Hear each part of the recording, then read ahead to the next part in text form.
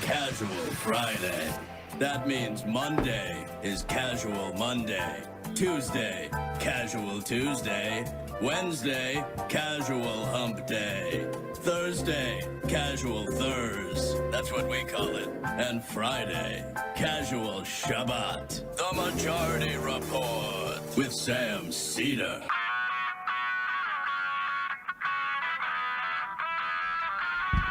It is Friday, July 5th, 2024. My name is Sam Seder. This is the five-time award-winning Majority Report.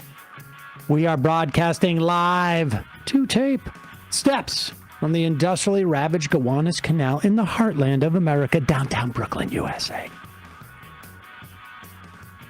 It is the famous day after July 4th, otherwise known as July 5th.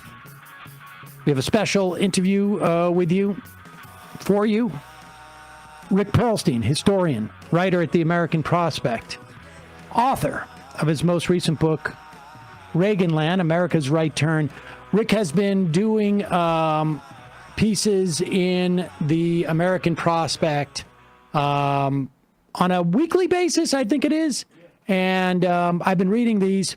I actually interviewed Rick last week, prior to the debate, prior to the Supreme Court saying that the president has total immunity, prior to their assault on the administrative state. So we're in that type of era where a lot of things are happening over the past week.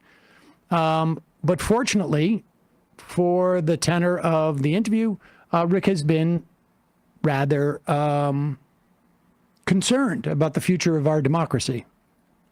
And concerned about the complacency he seems to note around that prospect. And so while we don't address the specific happenings of this past week, and for all I know, look, today's July 5th. Joe Biden may not be the nominee as of today. Nevertheless, I think you'll find this conversation interesting. And then following it, we are posting a clip that we've never posted before. It's actually part of a live show that we did back in 2016. I should say a full show. We've posted a clip of me debating Jimmy Dore, but not the full context of it, which I think is important. Why am I doing this today? Do I give a crap about Jimmy Dore? No, I don't. Although I will say this.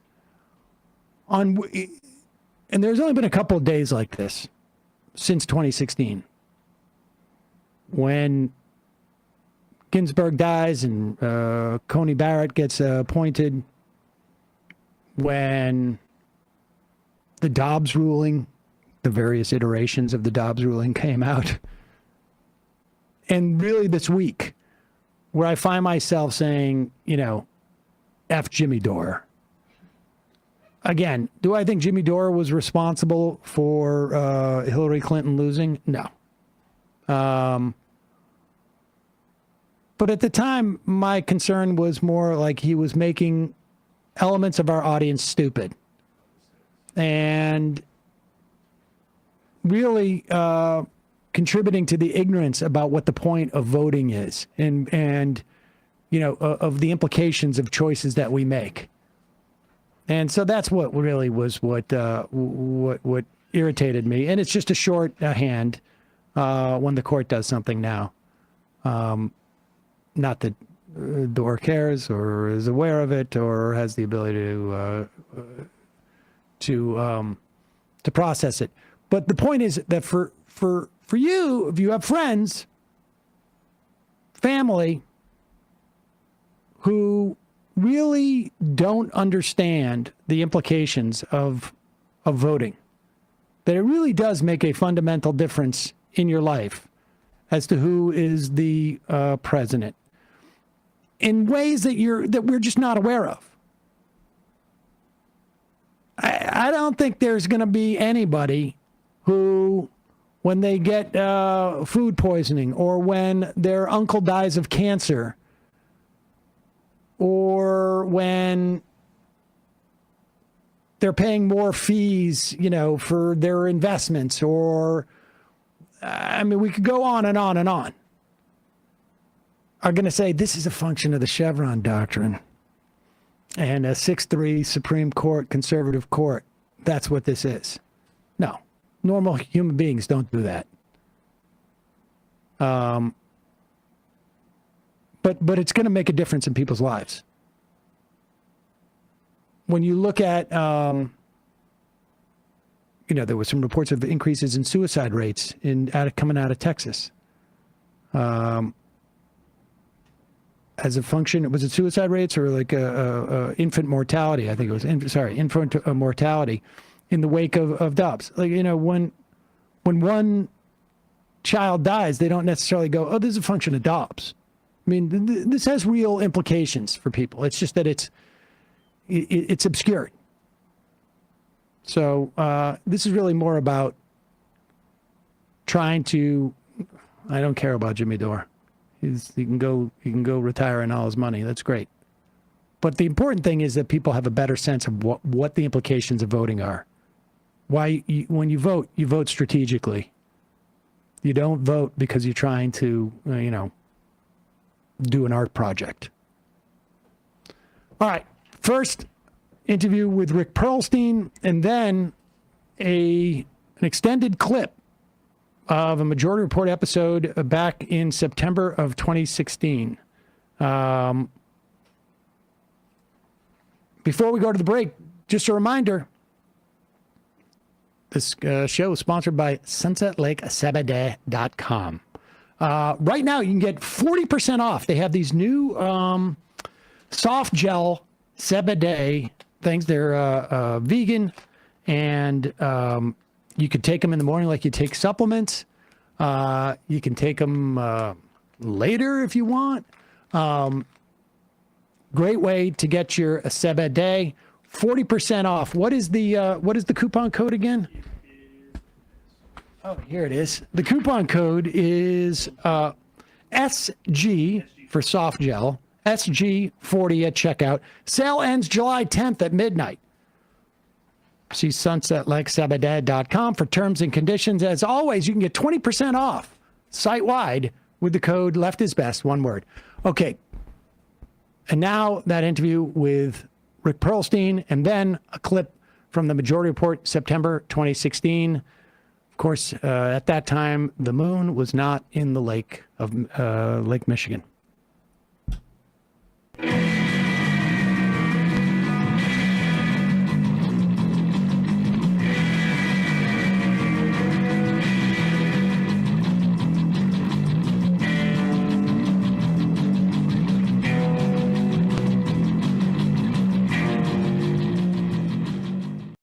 We are back. Sam Seder on the Majority Report. It is a pleasure to welcome back to the program Rick Perlstein. He's an historian, writer at the American Prospect, author of his most recent book, Reaganland, America's Right Turn, which is actually the third of a trilogy, or maybe the fourth of a trilogy.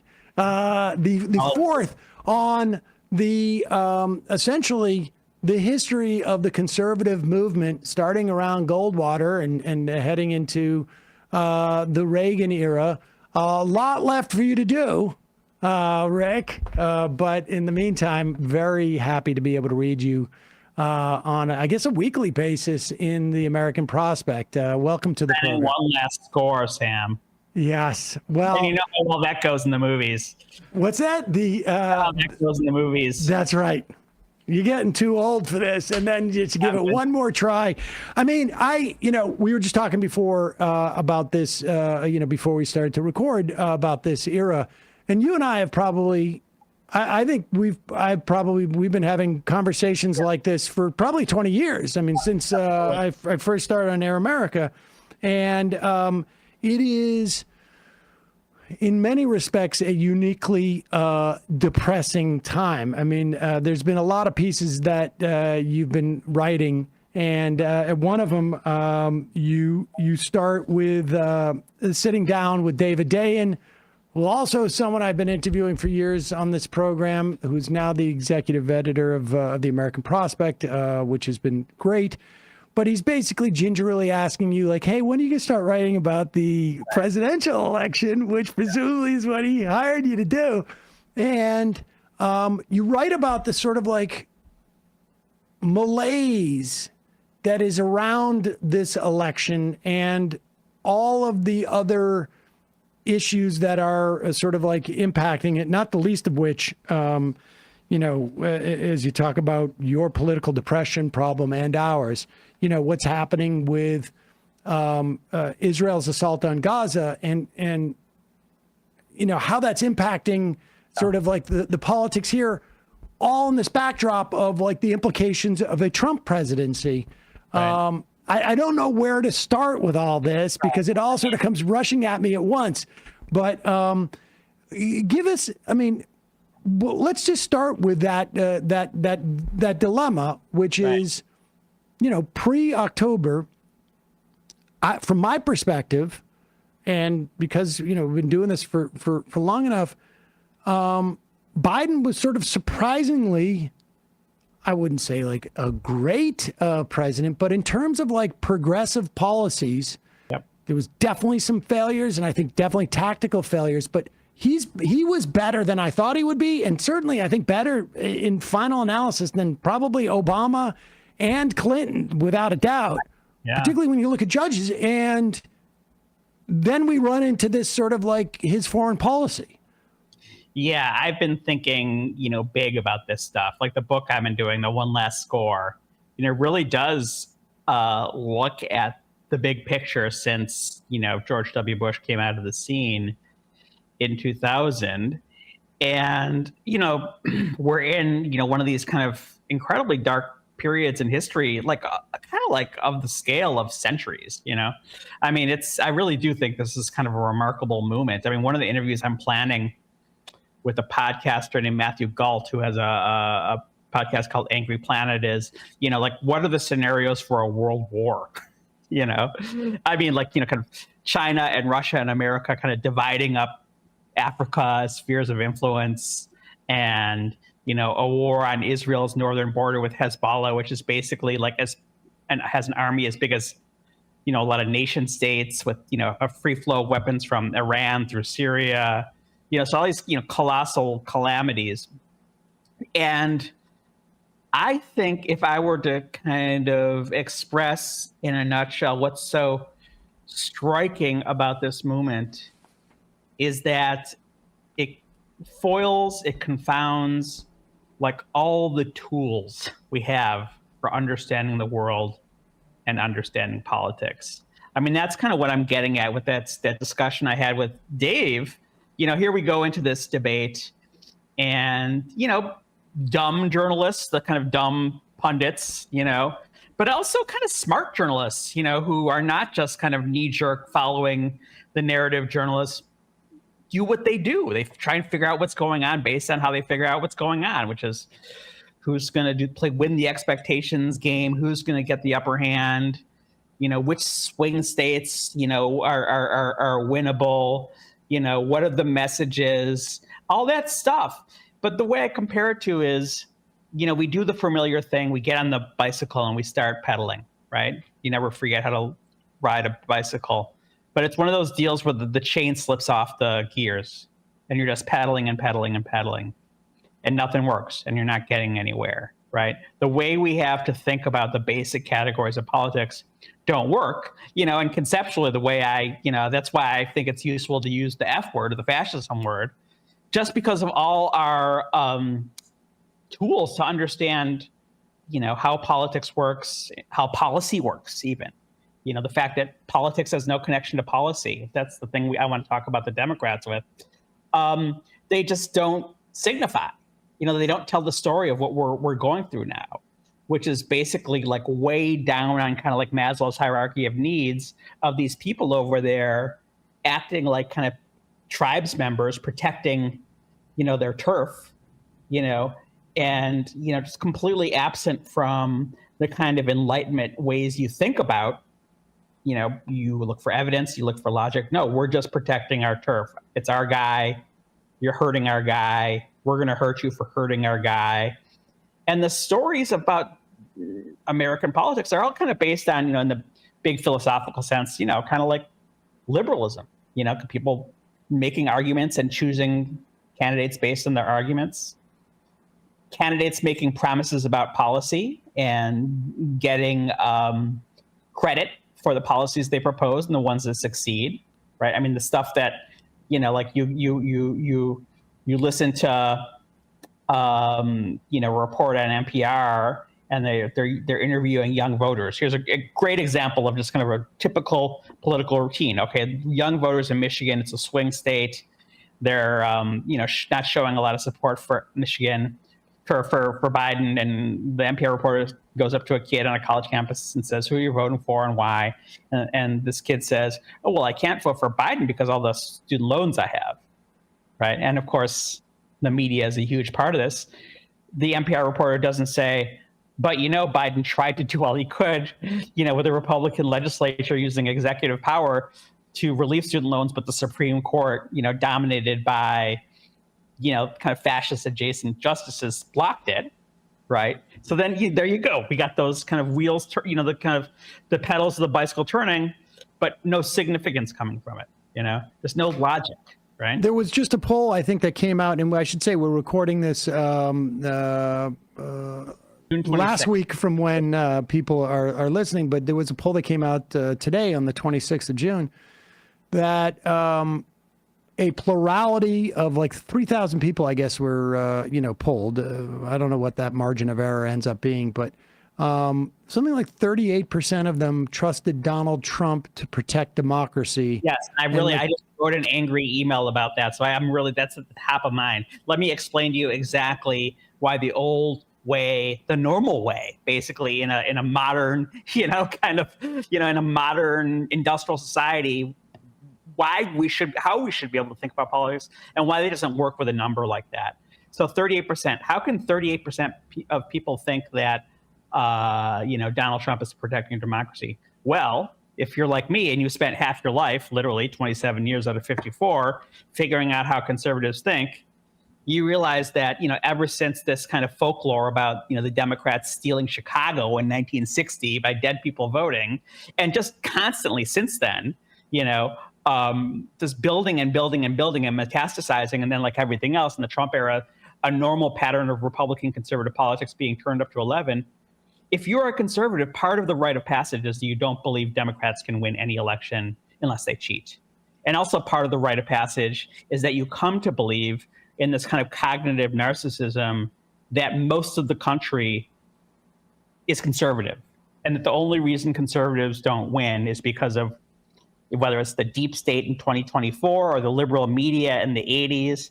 Phyllis Schlafly in 1964 said Gallup just made up the poll numbers in order to let the kingmakers win, right? So if you believe that, if you're part of that culture, sure, you're going to say Donald Trump is protecting democracy because most people are for Donald Trump, but the deep state won't let him win, right?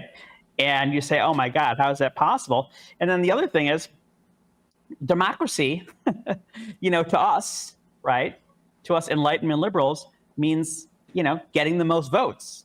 But, democracy to someone who's in, what's become more and more of this kind of fascist cult is someone who's normal, right? Someone who's, I think I got a despairing, head shake in the control room. It's just like, it's just like the country is MAGA, and every part of the country that's not MAGA is either illegitimate, right?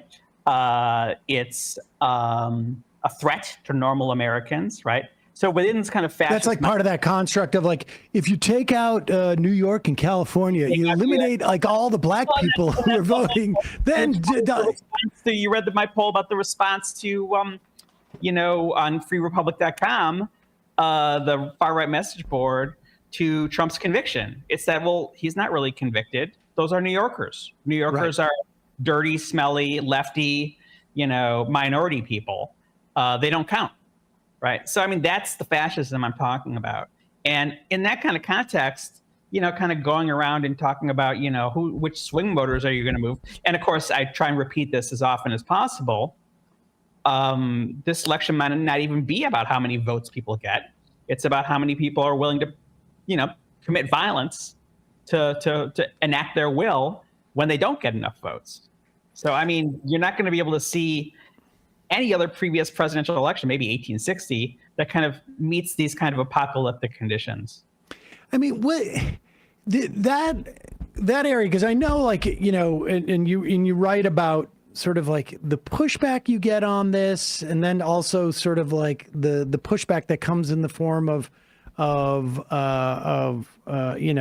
support for Biden in face of this.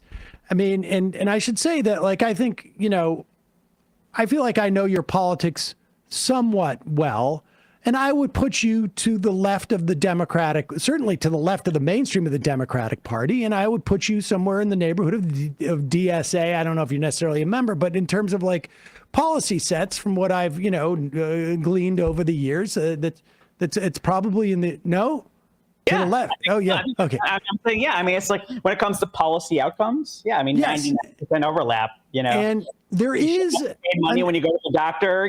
We should not be the world's policeman. All that stuff. Yeah. And there's an allergy though, and I think it certainly exists on the left, and I'm susceptible to that same allergy of the idea of like that Trump represents an existential threat to our democracy. And that allergy comes on both sides. One is like, well, and you're certainly familiar with this too. Our democracy is not as responsive and democratic as it should be. So there's that, and there's also an awareness that, like, and I experienced this with the response to Donald Trump's election from a lot of black folk that I know. It's like, don't know if it's really going to make a difference based upon the way that this society functions. The tragedy of it being, well, actually, Biden is kind of making some pretty remarkable differences. Well, one thing, but I want to go back to this. Like, for example, you mentioned judges. I mean, he's freaking nominating, public defenders. Oh, judges. Yeah. No, it's it's like we talked about how we've been, having this conversation for 20 years, and we all remember the heartbreak of the Kerry, loss, which is something I'm writing about now. If John Kerry had run his campaign and then, say, notionally his White House in 2004, 2005, like Joe Biden is doing now, leaving aside foreign policy, we wouldn't have these problems, right? Instead of saying, I'm going to run the war on terror, better than George Bush would, So I'm really kind of going back, and asking these kind of big questions about what has happened in the last 25 years. That's why I call it the infernal triangle. The Republicans have gone more and more crazy and have kind of ratcheted themselves more and more towards authoritarianism. And, I think we know that story, right? The Democratic Party, for all kinds of reasons, sociological, political, having to do with money, having to do with this timorousness, having to do with, the fact that they're all just a bunch of like Ivy League weenies, just never offered a compelling alternative, surrendered to neoliberalism, is full of people who think that if you just go high instead of low, somehow, Mitch McConnell is going to, cut a deal with you. And then the media, which is, completely, crazy and incompetent. I mean, going over some of my old articles I wrote about this stuff over the years. In 2015, one of Marco Rubio's donors gave him $100,000 boat, this rich donor. And it became a big thing on Politico, whether the boat was a fishing boat or a yacht. That was the big big story. Right. So, I mean, you put these things together and you don't give people a compelling story about, how their lives can be made better. So, yes, African-American voters, working class voters who, are, they're the country's desperate for welders. Right. It's like we always told ourselves, oh, if we can just kind of, give working class voters some economic security, they'll turn their back on these cultural war issues. Well, here we are. The barn door is closed. It's too late. There's no, again, going back to that bicycle not, kind of meshing with the gears. There's no connection between what government does and what people perceive government to do. The fact that we're hiring someone to run the government, to administer the government, instead of kind of this kind of like punk rock attitude, is he fighting the man or not, And, Democrats throw forward this guy who, in a kind of deranged information environment based on image and based on social media is very hard to sell. Biden. Yeah. Well, I mean, it's interesting. I mean, I want to get back to that authoritarian threat for a moment, in a moment, because there's two separate things here, right? It's like assessing Biden in terms of what he's done in terms of policy, putting aside the foreign policy for a moment, because that, and I want to talk about that because it certainly complicates things. But from a domestic standpoint, you could look at it in terms of climate. You could look at it in terms of, some of the college debt relief. You could look at it in terms of just like what's happening in terms of labor and antitrust, and the CFPB and et cetera. And like you say, had we had this 20 years ago and it had gone through, but even 20 years ago, I remember a buddy of mine doing a documentary where I guess he was interviewing some folks in the South, and then, in terms of like, they were complaining about Walmart, they were complaining about all these things, and there's like, government can't do anything about this. Government has nothing to do with us. That fissure has, it definitely is increased, and it's gotten even more obscured. That's why I use word like metastasized. It's like, do you remember in 2005, and this is the column I've been trying to write, Chris Hayes, back when he was a baby reporter in Chicago, wrote a piece in New Republic about canvassing among undecided voters in Wisconsin. And he would start talking about the issues, and people didn't even know there were issues. And one of the things he said is, when I said, he would say, John Kerry is going to make it easier to get health insurance. And he would say, they would respond like I was saying, John Kerry is going to extend summer into November. Right. Right. That's kind of the ground state. Right. And that's the ground state of 35 years of Reaganite propaganda. Right. I mean, this guy Reagan was really good at persuading people that the government was bad. But and Clinton didn't. Clinton helped him with that. Clinton helped him with that. Kind of like, that moment is 2005. We're 20 years on, 20 more years of propaganda. And things like what's his name? The guy who wrote The Blind Side. That nonfiction writer, Michael Lewis. He wrote this really interesting book called The Fifth Risk. And it talks about kind of what the government does, and which is, very few reporters write about what the government actually does. And he writes about things like the National Oceanic and Atmospheric Administration and the Weather Service, and how we wouldn't have an economy unless we had these deep state scientists predicting the weather and giving it away for free, like a total foundation of millions and millions of industries, trillions of dollars. Trump tried to privatize it and make people pay for the weather. Right. But in this book, he told the story of like these southern mayors who, when they would get grants from the federal government, would beg, the government official not to show up with the big cardboard check because they don't want to. Well, we saw that with the infrastructure bill, that you have like multiple Republican Congress people taking credit for it. Every now and then it is, who they clearly voted against it. And every now and then you see, somebody call them out on it. But so we have this information deficit. Yeah. And what's weird is we have more outlets than we've ever had for information. And less of it seems to like it's with the extra numbers. There's also extra numbers of stuff sort of like fighting against actually educating people. Gatekeepers. The gatekeepers used to be, the people running the New York Times and NBC, and now they're Elon Musk. Elon Musk and Facebook, and you have to sneak political stuff onto Facebook by sticking it in the comments.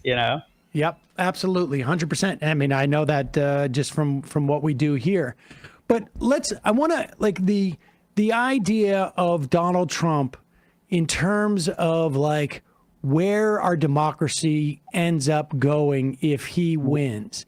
Right. One part of me is like, I'm allergic to that concept to a certain extent, because is this hyperbole? You know what I mean? Like, and certainly there's this, sort of like, but on the other end of it, I'm like, well, I certainly felt even during the Bush, George W. Bush on some level, I felt like we were heading in a certain direction, and that was problematic. And one thing I definitely felt during the Trump era was, I don't know if we are necessarily headed to fascism, but if we were, we would have to go through this stop. Like, we're on the train tracks that, and we're at a stop. And just no fascism or no fascism. I mean, even at the height of fascism, you have resistance to fascism. Right. You have pockets of society which are, kind of, but yes. Is it wrong to talk about a fascist society, or is it more accurate to talk about the existence of fascism, and at different points it becomes large enough that it hits some type of like critical mass in which it infects all aspects of society?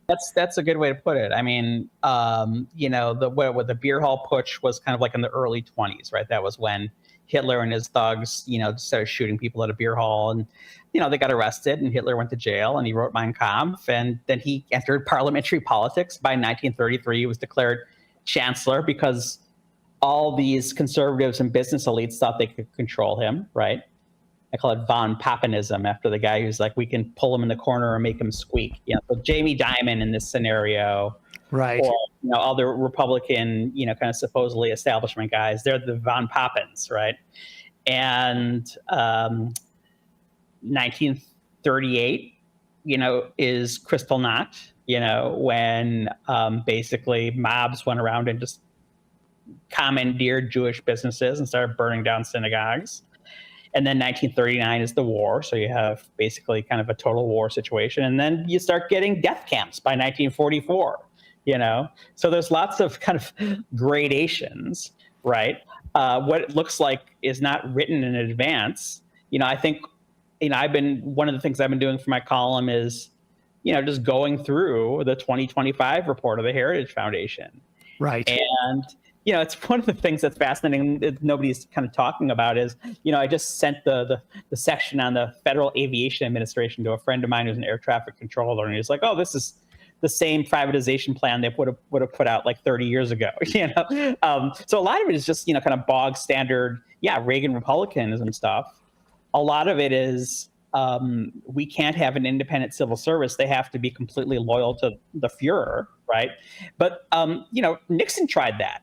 Nixon had a 2025 plan. It was written by the same guy who Fred Malek, whose job was counting the number of Jews in the Bureau of Labor Statistics. Oh, geez.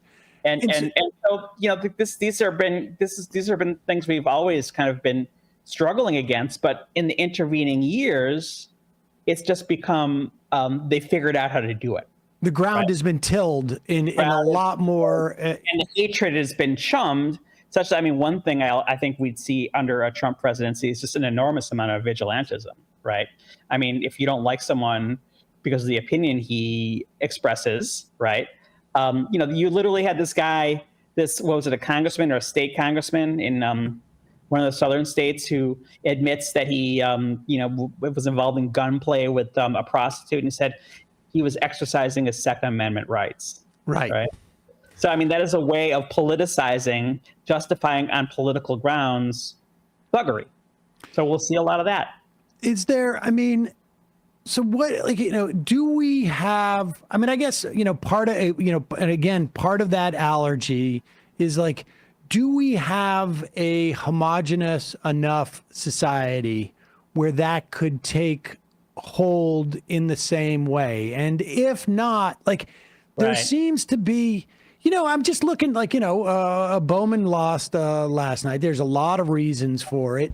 But I think one of the ones is that Latimer was not going to allow Biden, I'm not going to be on board with Biden raising taxes on the Trump's tax cuts. And, there's a lot of people in Westchester, the average income is somewhere around $500,000 a year.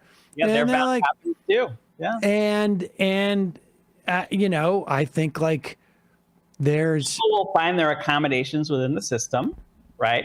And I think things will look very different in my hilltop on the north side of Chicago. But I do get like letters from people in places like Arkansas, and they say they're terrified. They can't go to church anymore because all they do is worship Trump, right? And yeah, we do have a big, complicated, diverse country, and there won't be like this massive maw kind of clamping down on all of us. Interesting forms of resistance will arise. But I mean, as a broadcaster, I mean, you must follow Bannon and the kind of stuff he does and the stuff he says. I mean, one of the things he sells is one of his scams is, a way you can practice your target shooting in your AR-15 indoors using this laser system, right? I mean, that's not for hunting deer, right? Right. I mean, and this is the thing is that because the country's so big, it's very difficult to get a sense of like what is happening in that Arkansas church. And we certainly don't get, and the New York Times is certainly not much help. No, that is it. And we are dealing with also the reality of media in a late stage capitalist society. All these kind of cascading system failures. It's like, it's like tragedy after tragedy after tragedy after tragedy, just to get to the Gaza situation. The first thing I thought of when I heard about the terrorist attacks were, we're just going to have, a perfect wedge issue. The people who are most committed to defeating right-wing authoritarianism, now we're just going to cleave down the center and start hating each other, which is exactly what's happened. I am aware that is certainly a sentiment amongst significant, amongst people in Washington, that they felt that this was not a coincidence in terms of the timing. I mean, and we have a lot of bad actors all over the place. And, I mean, it's both, right? I mean, Netanyahu, literally his father was one of the, kind of parts of the fascist wing of Zionism. And he's a crazy racist. And he's doing what Donald Trump is trying to do to, stay out of jail. Right. But, it's like, are you on Chicago's AM 820 Progressive Talk? I know. We don't. No more terrestrial. No more terrestrial radio. Our terrestrial has been replaced by YouTube. Yeah, and one of the shows on there on the progressive station in Chicago, one of the hosts was excusing Israel and saying everything they do is legal, and they kicked off Santita Jackson for being too critical of Biden on Israel, So that's just the kind of thing I'm talking about. Well, I got news for you. That Chicago station, 820, they've been doing that for 20 years. There was a reason why I wasn't carried there about 10 years ago when I was doing terrestrial. But be that as it may. The broader point, we don't have any operational unity. We have a capable, kind of bureaucratic technician in Joe Biden who, showed profound character in changing his attitudes on things like mass incarceration, changing his attitudes about, things like corporate regulation, but not changing his attitude that he should be passing the torch to a new generation of Democrats. Right. Not changing his attitude, his kind of like 1967 Six-Day War, Israel is facing an existential. I mean, I think like he thinks he's saving another 6 million Jews from massacres, right? And so, without vision, the people perish, right? I think by this point, the people running the Biden campaign seem to have a pretty quote unquote message. Do they have organization? No, the Democratic Party turned its back on organization, right? They turned their back on the idea, that Howard Dean unleashed, that you should actually give people relative independence to create their own, local organizations that talk to their neighbors, right? Right. Do they know what the hell they're doing? I have no idea. We all keep on saying, oh, if Biden says this, if Biden says that, there was, popularism, or he just needs to do things that are, popular with the polls. Well, that just makes you look like someone who chases the polls and that you can't trust. Remember, everyone hated what George Bush's policies were, but they voted for him because they thought Strong and wrong is the Bill Clinton, I guess. And then they came up with deliveryism, which was kind of Diane's idea, which is great. You got to deliver stuff for people. Well, now he's delivering stuff for people, but people don't, like we said, think about in terms of what the government delivers for them. They don't really even know what the government is and what it's for and why you hire people to lead it, right? And so, it's almost like after 2004, if we, dodge this bullet or if we don't, the Democratic Party almost has to kind of start at square one and figure out what gets people to choose politicians to vote for. Because I don't think they have any idea. But I mean, is there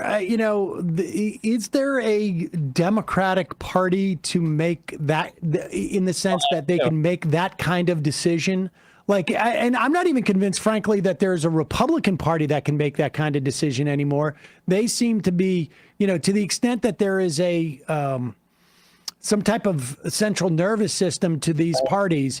The Republican Party, I think, has definitely always been more cohesive, except for they had a project where they're going to exploit certain electoral elements, and those electoral elements took over, essentially. And now they're sort of like standing on the side, trying to just sort of shove it in the right direction, but not really in control of the momentum. Yeah, I think a lot of them have been kind of swept up in that. But they're and they get sucked into that Borg, and it's just they're just signing up with the telling themselves, oh, this'll we'll get past this and we'll get back to that. But the Democratic Party, when I hear people saying I want to teach the Democratic Party a lesson, it's like, who exactly? There's no there. Yeah. If they were cohesive enough to learn a lesson, they'd be cohesive enough to win in a country where there's more people who vote for them. Right. It's incredible. I mean, that's one of the things about the fact that the Democrats do as well as they do. Right. I mean, I think a lot of stuff is going on. I think people kind of remember, kind of what the Democratic Party kind of used to be about, and Biden's bring back in some sense, but also just because they're the party who has some connection to reality and science and best practices, and it doesn't take much beyond that, right. But it takes something.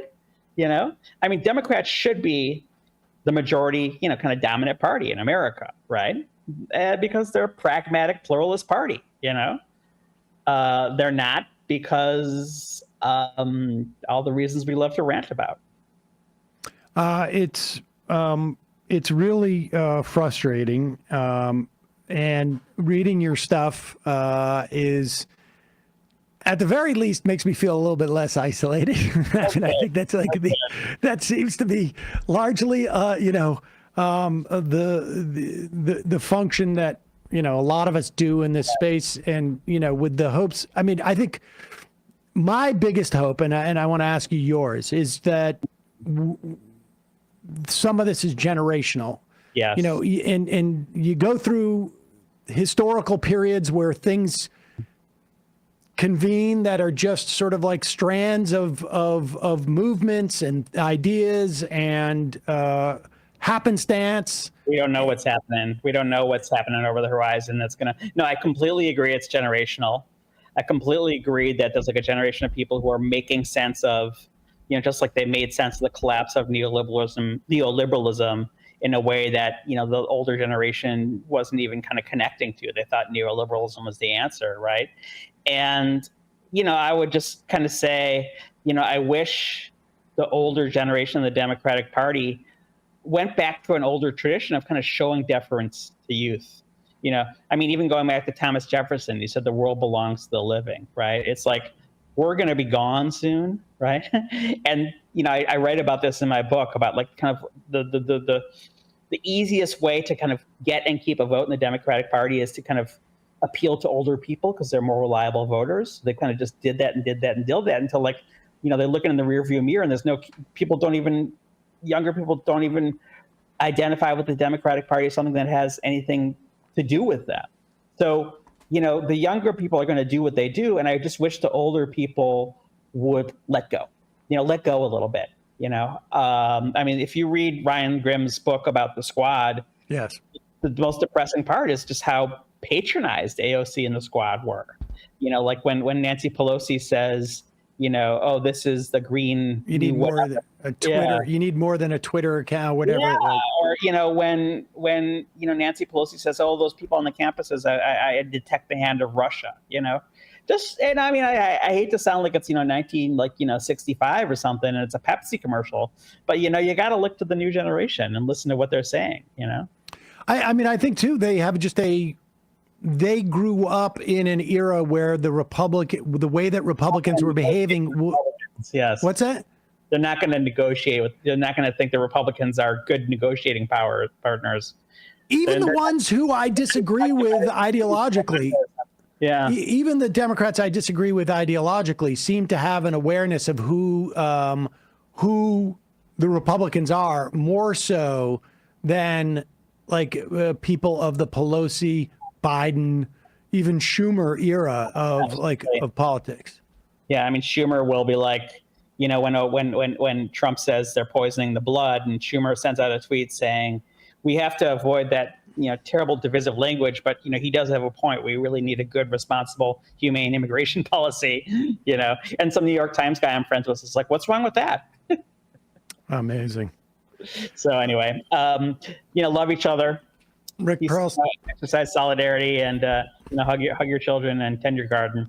And also get out there, organize as much as you can. Either way, it's going to be extremely important that people have a connection with other people similarly situated. Have fun. Politics should be fun. That's one of the secrets of Donald Trump.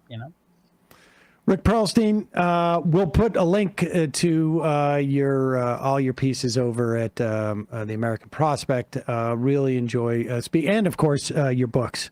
Really enjoyed it. Thank you so much for your time today. Keep on keeping on, Gramps. Indeed. Thanks, Rick. Bye-bye. Bye-bye.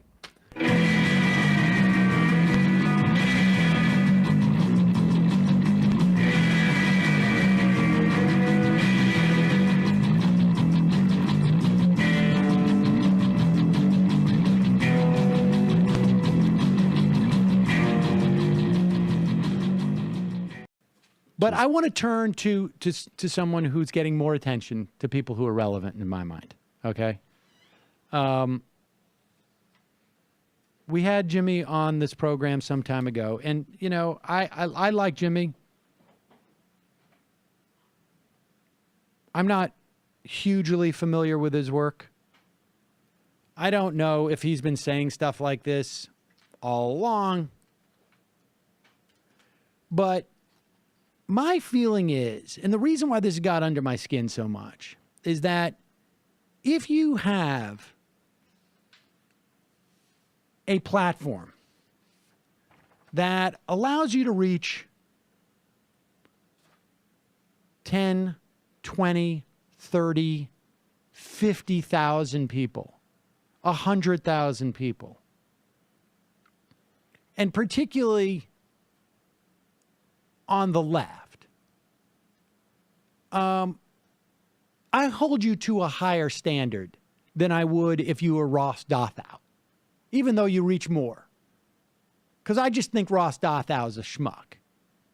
And he's not even talking to people that I think are, frankly, redeemable.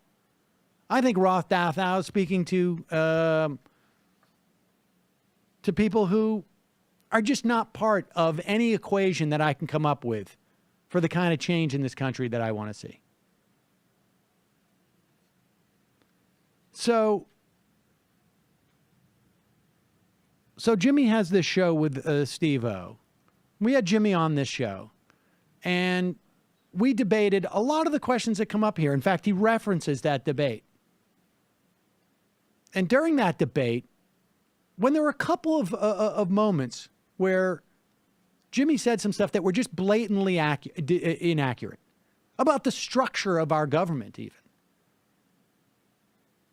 And Jimmy said, well, look, I'm a comedian. And he is. He's very funny. But if you're going to go and opine about these things, then in my mind, you have a responsibility to dig into this stuff And if you're going to be that passionate about it, you should do it. You should do the work.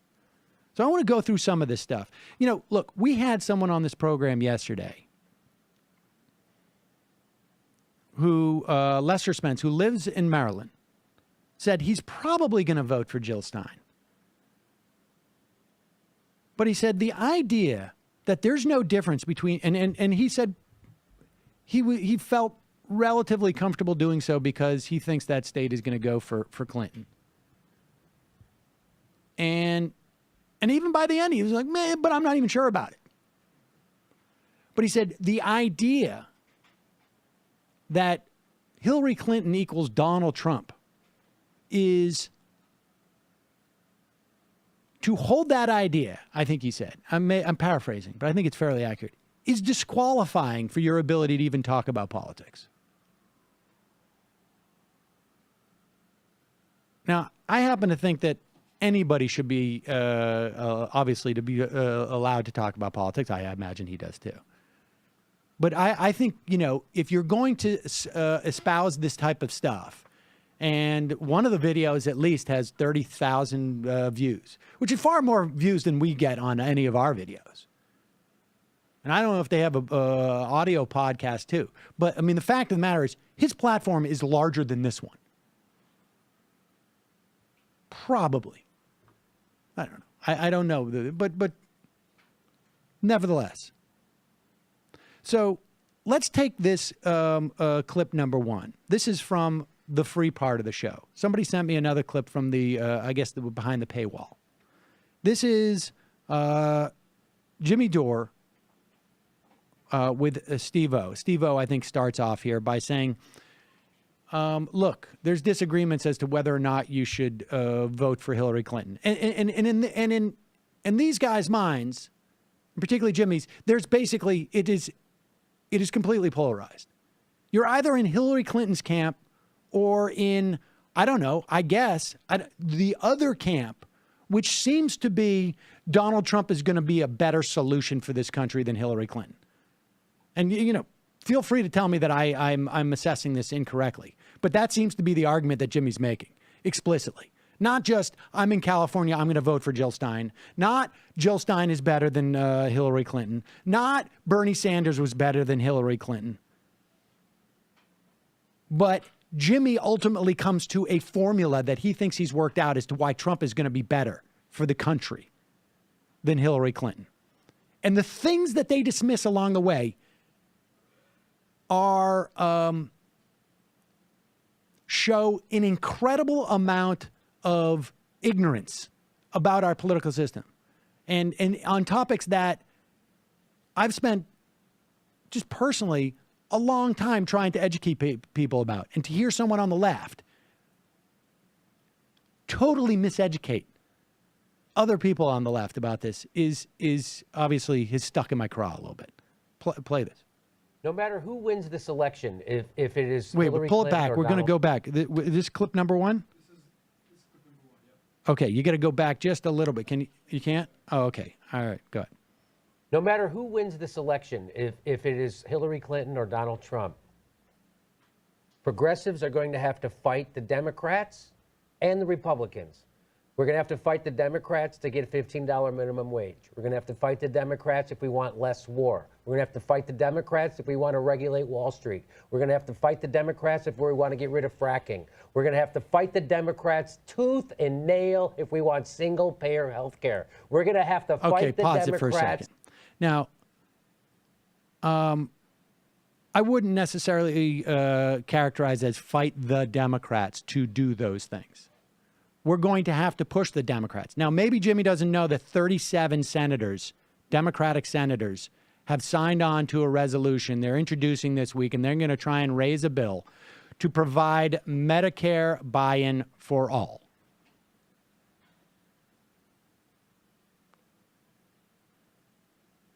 Maybe he doesn't know the vast majority of Democrats support a $15 minimum wage. Hillary Clinton, only 12, doors open to 15.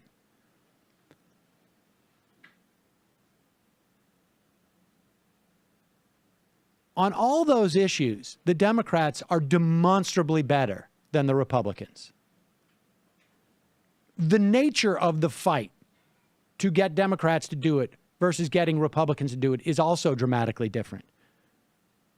Nobody who is a Republican gives a crap about what anybody on TYT says. They don't. Their constituency is in a completely different geographic and psychographic arena. But largely speaking, yes, activism doesn't end the day after the election. At every turn. So this idea that voting for Hillary Clinton will somehow make things better is crazy. We're going to have to fight Supreme Court. Right now, we have a Democratic president right now who is pushing as hard as he can for the TPP. So we're going to have to fight the Democrats on the TPP. Right now, he nominated a corporatist judge. All right, pause it for 1 second. The vast majority of House members, Democratic House members, voted against the TPA. There were about, I think, 28 out of the 190 Democratic Congress people who voted in favor of the Fast Track Authority. The majority of Democrats in the Senate also against the TPP. There's every reason to believe right now that that vote won't come up. But nevertheless, yes, still have to fight against the TPP. Go back just a minute because now he's going to address Merrick Garland. We're going to have to fight the Democrats on the TPP. Right now, he nominated a corporatist judge, Merrick Garland, right now. And he didn't have to do that. He did it anyway. So no matter who gets elected, progressives are going to have to fight the power. Because Hillary Clinton's pro-TPP, you know it. I know it. She's not out there in North Dakota right now fighting against those pipelines. She's not she's for them because her donors are for them. So no matter who, Hillary Clinton, Donald Trump, we got to fight both of them. And let's go to the videotape. Let's go to the videotape because I've been saying this for months, and now they're starting to say it on MS frickin' NBC. If Donald Trump becomes president, I've said it, people have passed this video around on Twitter, crazy, telling people that I'm telling people to vote for Trump, which I'm not. But this is my theory. You vote for Trump. I mean, if Trump becomes president, he can't get anything done. If you watch those loser Donald segments, he guy's an incompetent, a moron. He can't get anything done. Plus, he fractures the Republican Party, right? All the opposition coalesces against Donald Trump. All the Democrats, all the independents, and all the purple state Republicans. If Hillary Clinton wins... Hold on for a second. The Republican Hold on for a second. Hold on. I want to try and parse what he just said there. So here's what happens. Donald Trump wins the election. And then all of the Republicans who then control the House and the Senate, because there is absolutely no scenario where the House or the Senate goes Democrat and Donald Trump becomes president. All of those people, they're going to just fight Donald Trump. And they're going to fight Donald Trump in what way? They're going to pass legislation. And then Donald Trump is what? He's going to veto it because Mike Pence, who's really in charge of all the domestic and foreign policy, is going to say, we should veto this just because, why? The Republican Party is going to find it in their interest. Even now, when Paul Ryan can't come out and condemn the guy after he said things that Paul Ryan says are racist, they're going to decide to sink their own president. Or is it Donald Trump is going to get, I don't feel comfortable with this right-wing agenda now that I'm president.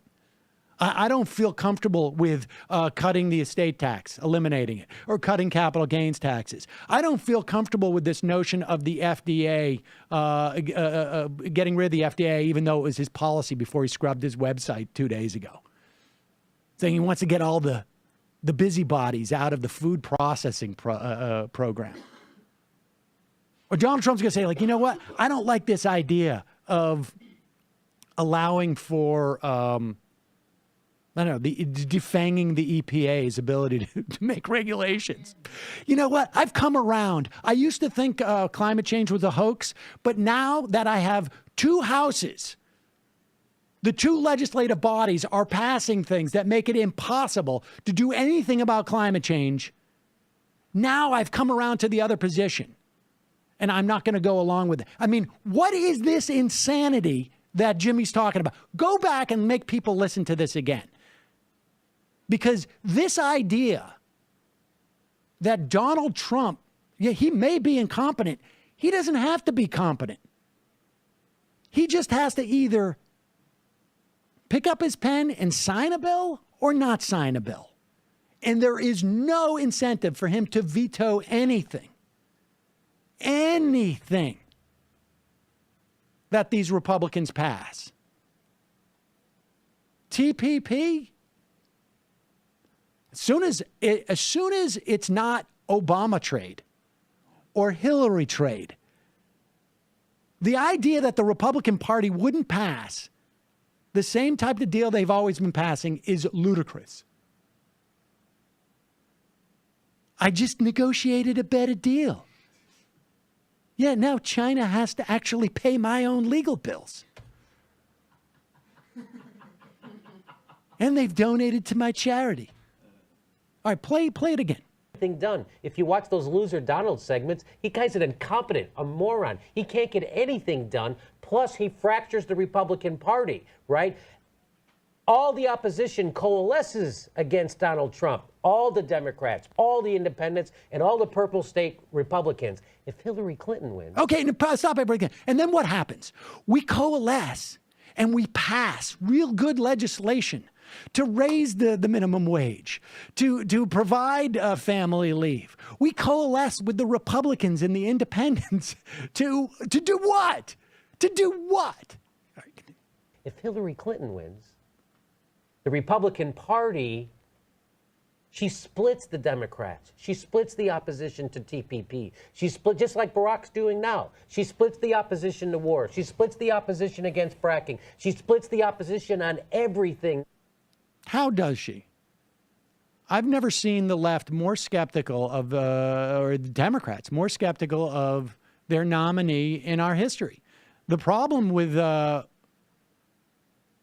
we had under Barack Obama was that it took 3 or 4 years for people to realize, like, there's some disagreements here.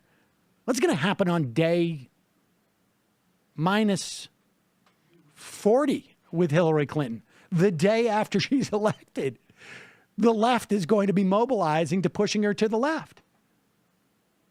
And so far, it's been working. The policies she's adopted are clearly to the left of where she started. Whether it's free college public option under the $125,000 a year, whether it's her restating Medicare after the age of 55, whether it's her statement in favor of a public option, whether it's her statement in expansion of Social Security, whether it's her writing a letter, making sure that she promises to protect the Consumer Financial Protection Bureau. These are things that you can actually do regardless that you do as the executive. Never mind comprehensive immigration reform, or at the very least, she's supportive of that, but at the very least, pushing DACA. And then the one thing that we know a president who has even a Republican Senate and House can do is appoint judges. Now, let's play this clip. This is when things get really even more off the rails as far as I'm concerned. Yeah, and one last point. I keep yelling Supreme Court as a mockery. Yeah. Because that's one of the things that the left will say right now. Hillary. And what do you say? My response is, yeah, so what? Okay, period. Here's why. Stop. I'm going to let him explain why.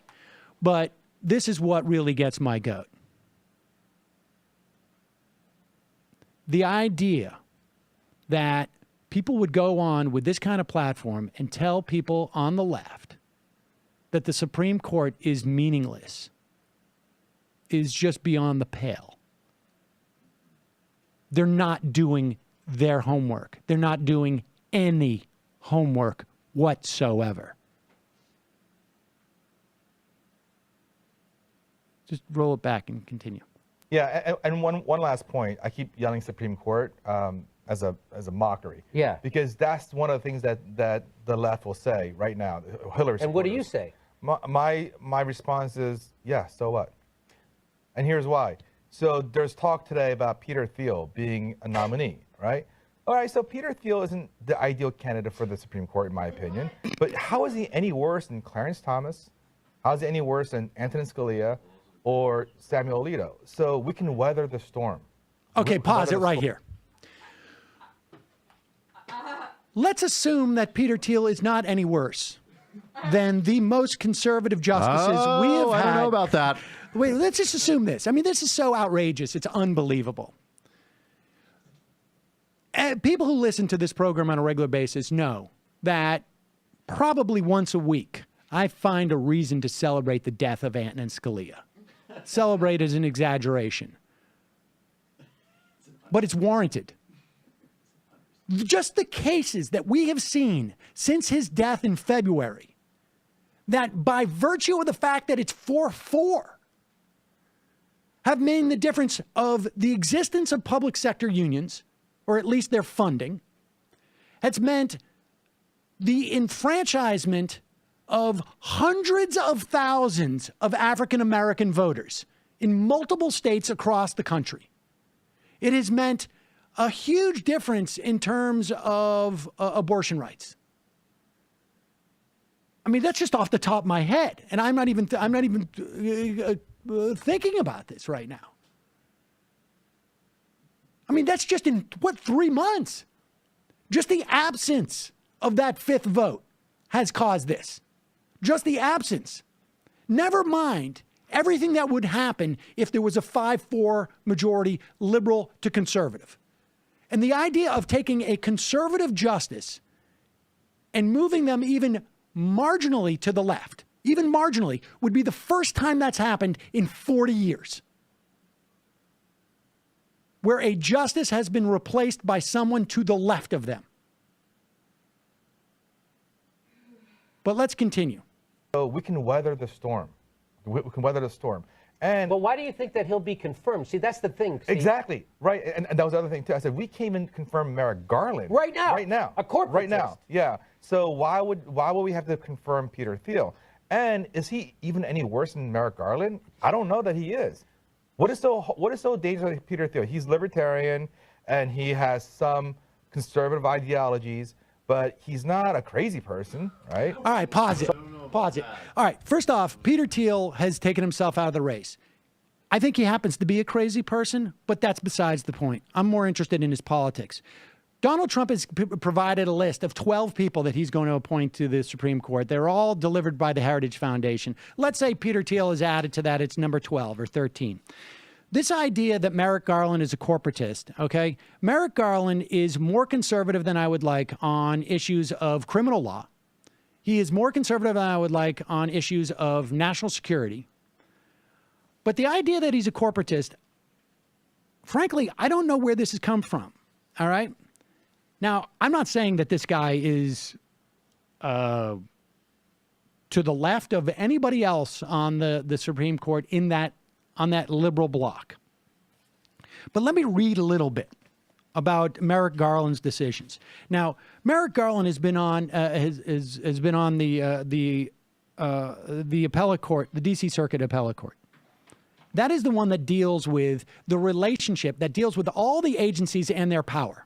Now, I can tell you this. Peter Thiel does not believe that the government should have the ability to do 80% of what the government does right now. And Well, maybe some stuff involving black people, if you know what I'm saying.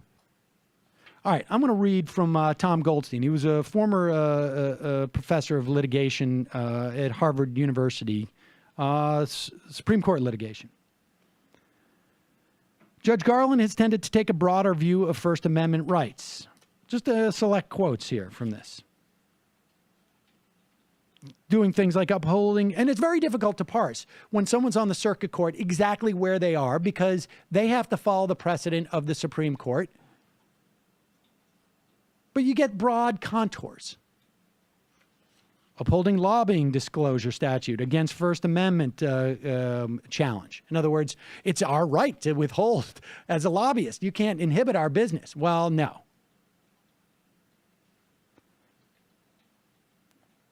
Civil rights. When Judge Garland participated in a divided ruling, it was generally in favor of the plaintiff. In other words, he favored plaintiffs in civil rights cases. Scalia, Alito, Roberts, Thomas, and I would imagine Peter Thiel would not do the same, have not done the same. Agency deference. Judge Garland has strong views favoring deference to agency decision makers. In other words, does the EPA have the right to pass this law, this environmental law? Does the FCC have the right to regulate telecommunications carriers? Does the FDA have the right to check food processing plants? Does the SEC have the right to impose financial guidelines? I mean, this is where it all happens in our government. Judge Garland has strong views favoring deference to agency decision makers. In a dozen close cases in which the court divided, he sided with the agency every time.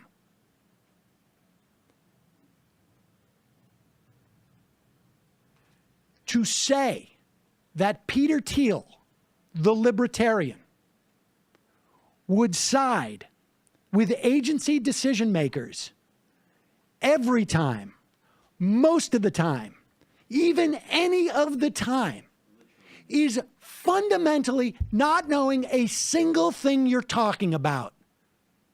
If you use the words Peter Thiel, Supreme Court, Merrick Garland comparison, it means that you don't know one little thing about what you're talking about as you speak to tens of thousands of people. Coal-fired power plants, the ability to regulate lead,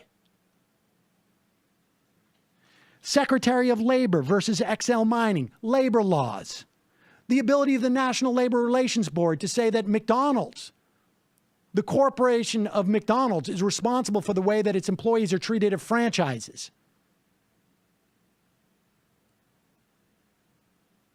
Employer unlawfully admonished employee for engaging in union solicitation is another case, Ross v. Storrs NLRB. I'm just picking these out of here. Upholding the Secretary of Agriculture's implementation of a subsidy program. On environmental law, Judge Garland has in a number of cases favored contested EPA regulations and actions when challenged by industry, corporate industry. This is, in fact, the area which Judge Garland has been most willing to disagree with agency actions. Yeah, is he calling? Yeah, he tweeted it out. Is he on, what's his, Gotta text him. Hold on. Okay. I'm just seeing it as a tweet.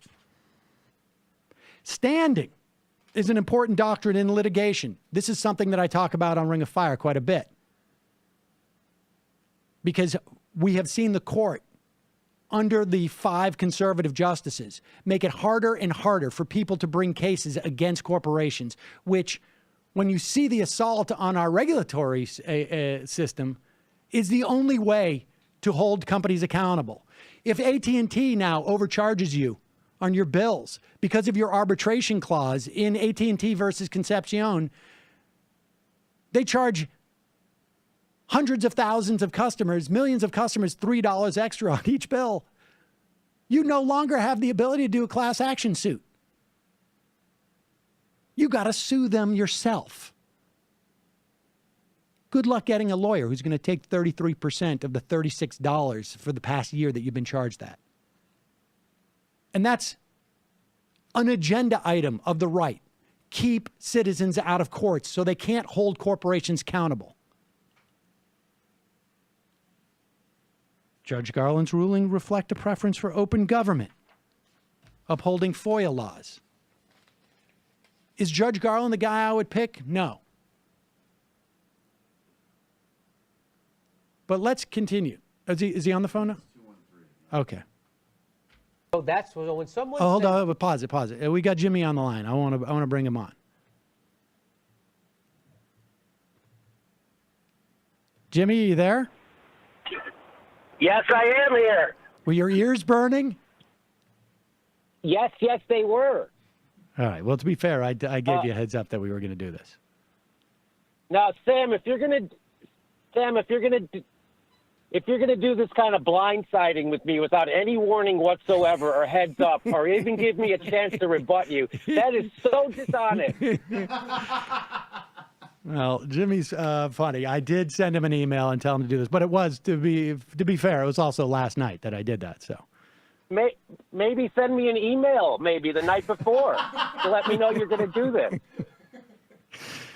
Well, I appreciate you you're having a sense of humor about it. But talk to me about it, because I still have more of your tape, and we can go over that tape. Sam, I like you. I like your show. I would come on your show whenever you want me to come on. So all you do is a little email or a text or something. Let me know you're going to be ripping me a new asshole, and I'll show up.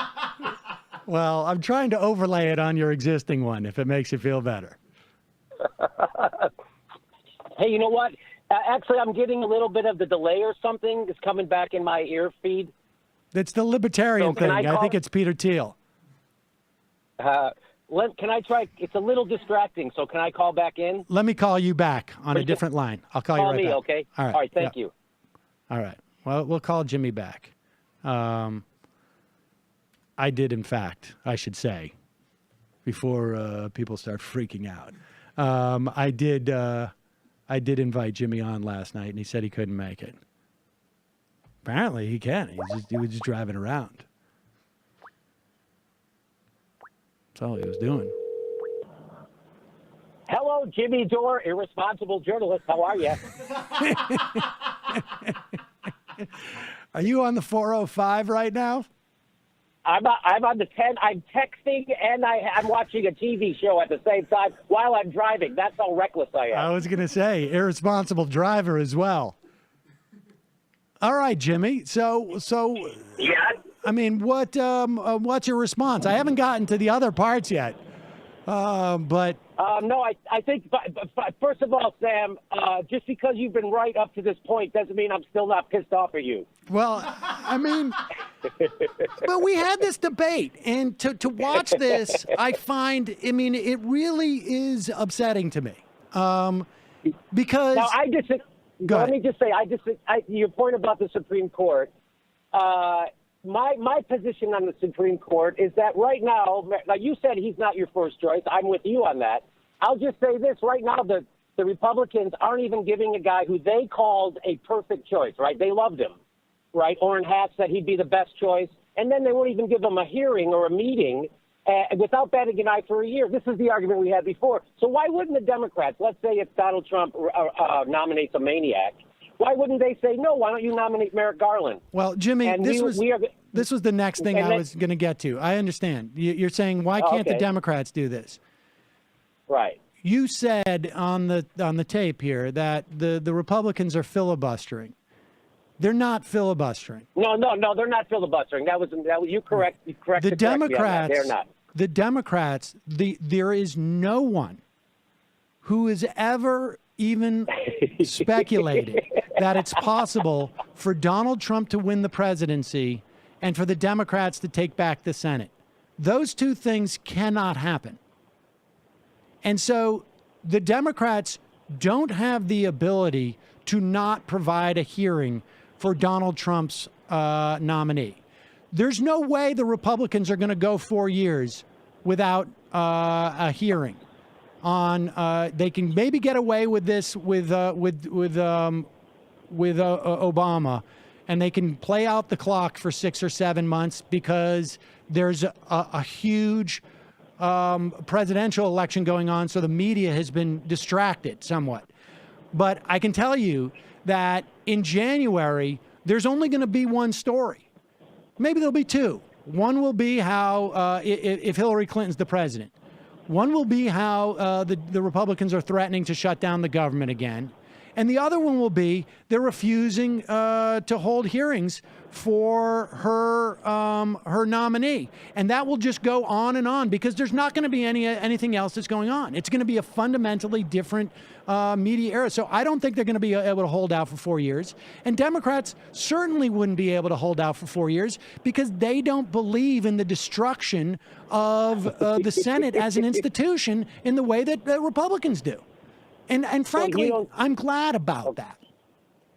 Okay, so you don't. So here's my theory. I'll just give you my theory: is that if the Republicans can do this to a guy like Merrick Garland, that they've already said is a great justice, for a whole year without batting an eye and paying no political price for it, I say the Democrats will be able to filibuster someone that Donald Trump nominated, and then in 2 years, the Senate, in my opinion, it would flip to Republican just because of. I agree with Chris Hayes when he says that if Donald Trump becomes president, it's the destruction of the Republican Party, and Paul Ryan is not going to usher any of his crazy policies through Congress. So they fracture, and the Senate flips to Democrat. They were saying it was almost going to happen this year. But, yeah, but you know the difference between, I mean, Jimmy, surely you know the difference between how many Senate Republicans are running for re-election this year versus 2 years from now, right? You know the difference, right? We have 2/3 of the race is our Senate's Republicans up for a race, and in 2 years we have 2 times the number of Democrats who are up for re-election. So the idea of the Democrats taking back the Senate in 2018 is an extreme long shot. The idea that Paul Ryan may not pursue any of Donald Trump's crazy legislation, but he will pursue Paul Ryan's crazy legislation, and Donald Trump will surely sign it. Why wouldn't he? Okay, so you're going to let Paul Ryan, would you want Paul Ryan to be president? This guy wants to privatize Medicare. He wants to privatize Social Security. He wants to cut any type of social safety net. He wants to get rid of the estate taxes. Yeah. I mean, why is his agenda any better than Donald Trump's? Even if you believe Donald Trump is not even going to do anything except for sign legislation, that's bad enough. Yeah, Sam, we're on the same side most things. I'll just disagree with Jimmy, you. no, wait a second. No, we're not. Because politically, except for Hillary Clinton and the Supreme Court, we disagree 100% on that. And I think that if Donald Trump is president, it's way worse for the Republicans. And if Hillary Clinton is, I agree with Chris Hayes when he says Hillary Clinton is good for the Republican Party and Donald Trump is bad for it. I agree with him. I agree with that too. But in the meantime, we have a Supreme Court that is going to be moved to the right for generations. So in the I disagree meantime, with you on that. I mean, you haven't given me an argument that rebuts what I said, that the Democrats could easily filibuster any bad appointee, and they could say, hey, until you give us someone as good as Merrick Garland, we're going to keep filibustering this. And all we have to do is do it for 2 years. And my proof that they could do it is that the Republicans are doing it to a guy like Merrick Garland, who they already said they like, without batting an eye for a year. So I just disagree with you on this, Sam, on the Supreme Court. I just disagree. And what about when Justice Breyer or Justice Ginsburg pass away or retire? Yeah, I mean, so they're going to filibuster. They're going to prevent 2 vacancies from being filled, and then you think, based on that in the context of American society as you know it, without a presidential election going on, that the Democrats are going to retake the Senate, even though they have twice as many people up for re-election? I mean, Sam, did you think that Hillary Clinton was the stronger candidate than Bernie Sanders against the Republicans? No. You didn't? You always thought Bernie Sanders was a stronger candidate than Hillary Clinton against the Republicans? Yeah. I mean, particularly against Donald Trump. Oh, I thought I had you on that one. God damn it.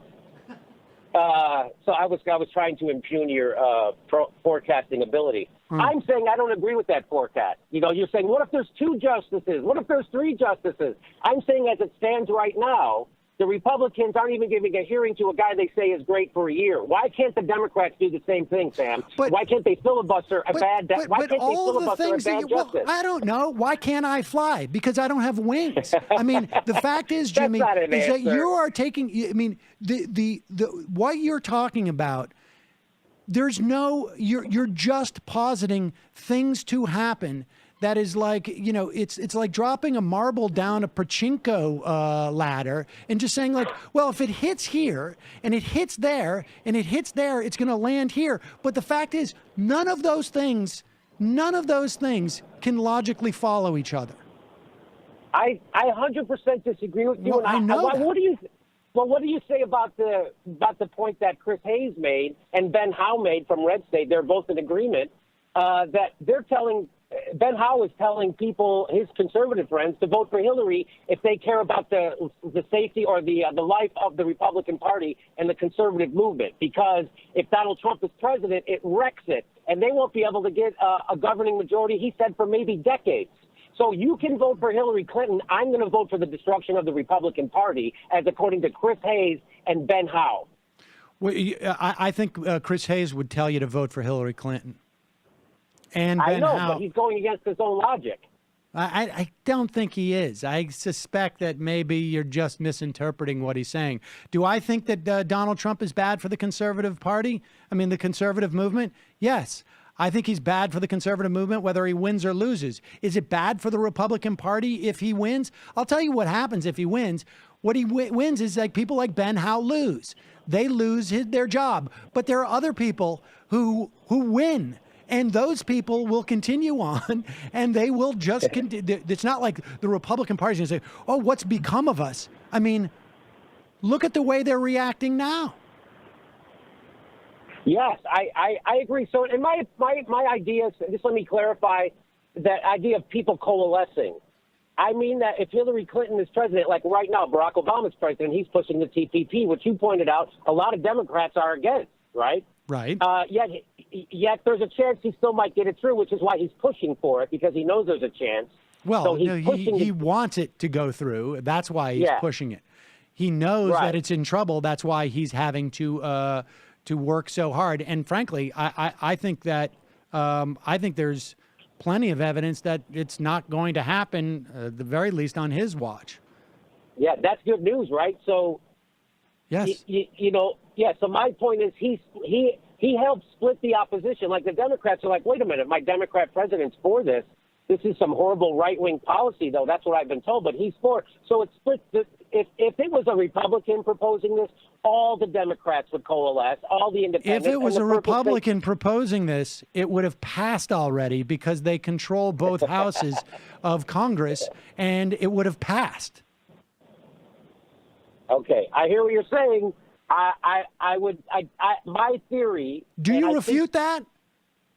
Do I refute that it would have already passed? If the president, if it was George Bush or Donald Trump right now, and you had a Republican Senate and a Republican House, that the TPP wouldn't pass? The reason why the TPP is not going to come up for a vote in the lame duck session is because it's Obama trade. Right. So you're saying the Republicans don't want to be seen going along with anything Barack Obama does. Right. So you're saying that a Democrat pushing the TPP is not as bad as a Republican pushing the TPP, so we should vote Democrat. Well, I don't think Hillary Clinton's going to push the TPP. Honestly? Yeah. I think it's too toxic for her at this point. I think there's too many people in the Democratic Party who are going to do it. And frankly, if you have a Republican-controlled Senate and House, yes, it's better for a Democrat to push the TPP because they're not going to give Hillary trade either. They're going to follow the exact same strategy they followed with Obama, which is obstruct. So in the same dynamic that prevented Barack Obama from cutting Social Security benefits because the Republican Party wouldn't go along with him, and then ultimately the Democratic Party got strengthened and they completely changed their position on it by 180 degrees. That is what I expect that dynamic to continue. Yes, I remember when George Bush also proposed privatizing Social Security, and it was dead on arrival because. Well, privatizing Social Security is far more extreme than simply cutting benefits. Right. But I'm in favor of expanding benefits, and the Democratic Party is now, that's the official position of the Democratic Party and all of the Democrats in the Senate. Right. Did you know since Bernie endorsed her, Hillary stopped talking about climate change in her speeches? You know, she's exporting fracking around the world. She says the Republicans don't accept the science of climate change. She says she does. And we all know the science says that fracking is way worse for climate change than anyone believes. And yet here she is exporting it. So that's the kind of thing, the doublespeak, that people can't give their vote to. I can't give my vote to that, Sam. So you're going to enable the guy who thinks that climate change is a hoax because you think that's going to get us further down the line? No. I say it's time for a revolution, and we have to throw off the neoliberal agenda, which is pro-fracking, which is anti-climate change and anti-science. And we are going to have to. Right now. Do you think Donald Trump would have okayed the Keystone Pipeline? Yes. Me too. Do you think Donald Trump will do that when he gets into office? Yes. I think he'll do all the bad things you can think of. I think why would you not even want to? Why would you not want to put someone in who's in position who is going to be relying on your votes to get reelected, who's going to have to address Bernie Sanders as a powerful senator in her own party? Why would you not want that person who is closer to, even if you think that she's a horrible human being who is going to continue to wreck the planet, and you and I maybe we agree on that. Why would you not want that person in charge because they are more accountable to Bernie Sanders and Bill McKibben and to the Democrats in the House who are against these things than Donald Trump, who could give F all about those people and, in fact, benefits politically from telling them to go F off? Right. And my reason is because I'm playing a longer game. I see we have struck Trump How for much 2 time years, do you think we have? 2 years. 2 years? 2 years. And then 2 years we flip. And by the way, and people are forgetting, that they're going to be redoing the gerrymandering based on the census that's coming up, right? Why do you think the Democrats are going to control the state houses? No, they're not. That's what I'm saying. That what's happened is that when Barack Obama was president, that people vote against him. On midterm elections, it goes against the incumbency. So that's what people more often than not, but not in 2002. Okay. So my point being that I don't think a Democratic presidency helps fix any of the problems we really need to fix. In fact, it makes a lot of them worse. And the Democrats got in bed with So Wall let me Street, ask you this. If Bernie Sanders was the nominee, Jimmy, would you continue to espouse this? Because, of course, this would mean the end of the Republican Party as we know it and the conservative movement. So would you also not vote if Bernie Sanders was the nominee? No, because Bernie Sanders isn't a neoliberal. I'm saying that people don't realize what they're getting with Hillary is not the opposite. But your Donald theory, Trump. your theory of Donald Trump is that the reason why you would enable his presidency is because it's going to destroy the conservative movement. I mean, so why? And it's short term. I mean, why wouldn't you? Why wouldn't you espouse this if it's only going to be 2 years? And we can weather the storm, and the Democrats could. Why would you support Bernie Sanders? Well, it's a risk assessment, right? So right now, if my choices are Donald Trump or neoliberal, warmongering Hillary Clinton in bed with Wall Street frackers and the big pharma, I'm going to say the risk, I'll take that risk of Donald Trump destroying the Republican Party. But if I get a real progressive that the country is behind and he can raise awareness and consciousness about what it means to be a real socialist, that we're the richest country the face of the earth has ever seen, and we can afford universal health care, and we can afford a college for everybody, and we can regulate Wall Street and have a good economy, I'll take that bet. That's my risk assessment there. But if my risk assessment, my choices are Hillary and Donald, that's a different risk. And so you have basically said that you've basically said that the Supreme Court is irrelevant in this assessment too, right? No, because, Steve, because let me just get this clear. Because the Democrats are going to filibuster for 2 years, then the Democrats are going to take over the Senate, and then they're going to continue to filibuster for another 2 years. And because of the collapse of the Republican Party, we're going to get a Democrat that you can support. Who might that be? Do you have an idea 4 years out who the Democrat you're going to support for president is? Or is it going to be Jill Sure, Stein? I like Elizabeth Warren. Okay, so you think Elizabeth Warren is going to run 4 years and she's going to get elected and then everything's going to be fine? That's the plan? I mean, Sam, my plan is to filibuster any bad nominees that Donald Trump nominates, and we come to a compromise. Hey, so Merrick you Garland's think the our Democrats compromise. can maintain a filibuster over the course of those 4 years if there's 2 vacancies or 3 vacancies? Yeah, you think that Donald Trump can keep nominating maniacs to the Supreme Court who isn't a compromised judge? Why can't we force him to nominate a compromised judge? Why wouldn't we put the pressure on him? By the way, you act like I would there just won't be say scandals. Thomas, There will be constant Alito, scandals, Roberts. constant scandals surrounding Donald Trump. He will be the most ineffective president. This whole idea that somehow he will be equal standing when he nominates someone to the Supreme Court is ridiculous. They're gonna rip him a new one every time he does something. He will be over scrutinized. Hillary won't be as scrutinized as You're him, going to and that's have why a I'm afraid of Democratic her. Senate and Congress for 2 years. They're going to be able to pass every single piece of legislation they want. You're saying Republican. in 2 years, well, You're going to have a Republican it- House, a Republican Senate, a Republican for 2 president years. for 2 years. For 2 years.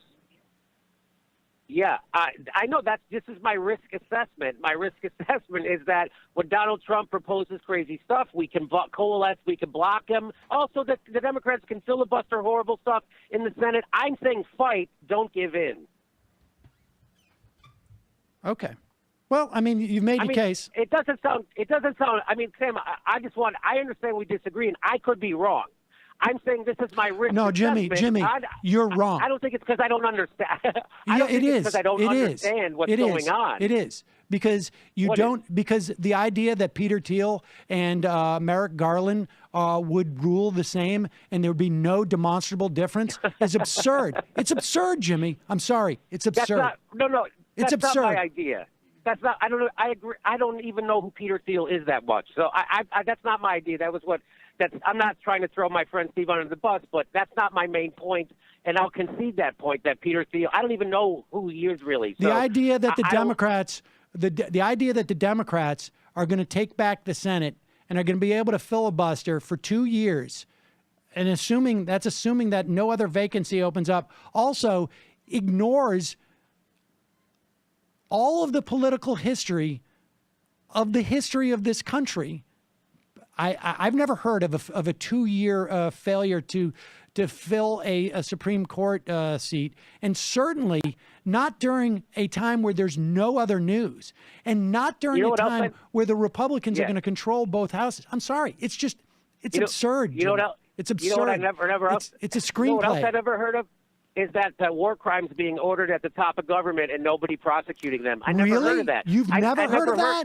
Because that has been basically the history of this country.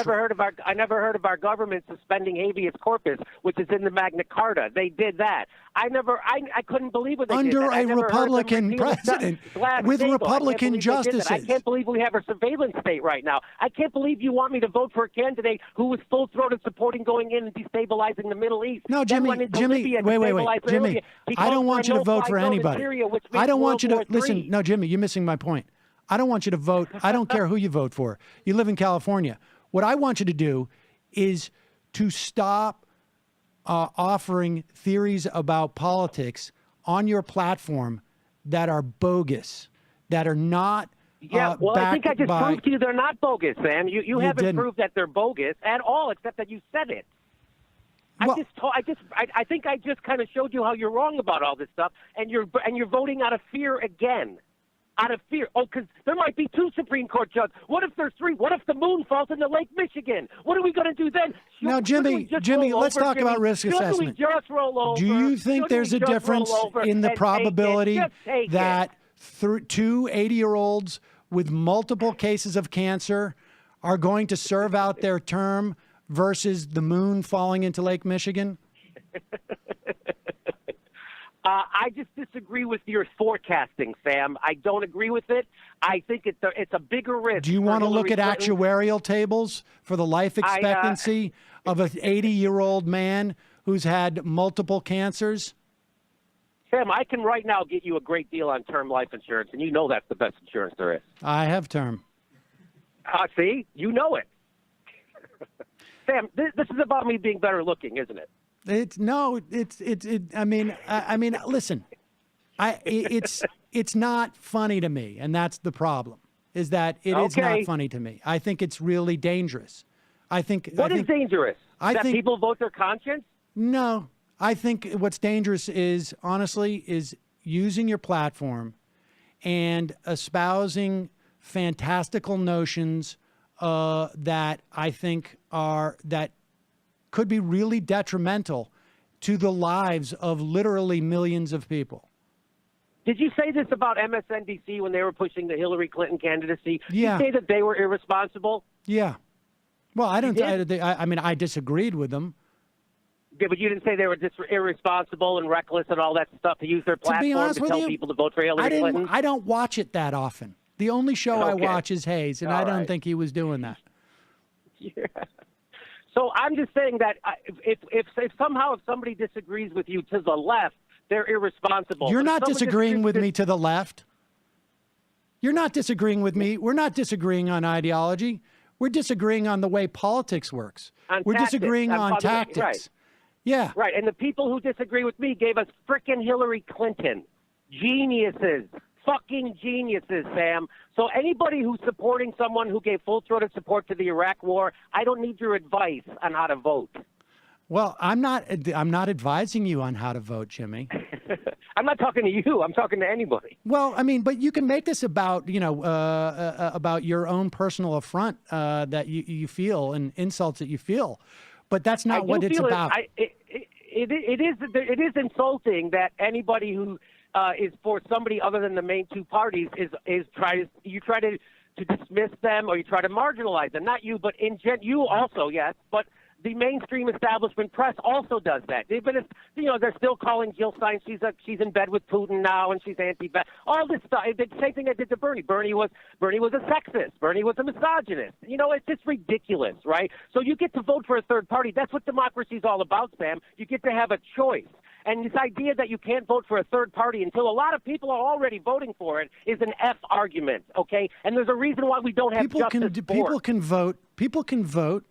Nobody, listen, you're making the same argument that right wingers make. Like, you can't, you're trying to censor my speech. You can vote any way you want. Yeah, Sam, again, this is all about some type of a personal affront, and I don't care. I don't care about anybody's feelings in this. I don't care if people feel marginalized. I don't care.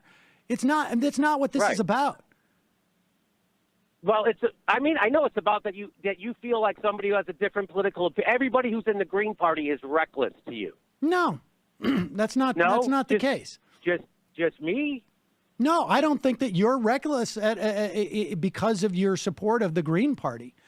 I think you're reckless because of the way that you're articulating tactics and the idea that you're dismissive of the Supreme Court, and you're basically not providing any context for the plan that you have, that this is going to long-term work out well for people. I mean, just in the past 5 months, we've seen the importance of having even a split Supreme Court in terms of enfranchising hundreds of thousands of voters, in terms of maintaining the existence of public sector unions. I mean, I agree. Sam, I agree with you on this. It's very important. The Supreme Court is so that's a straw man. I don't think it's not important. I think it is very important.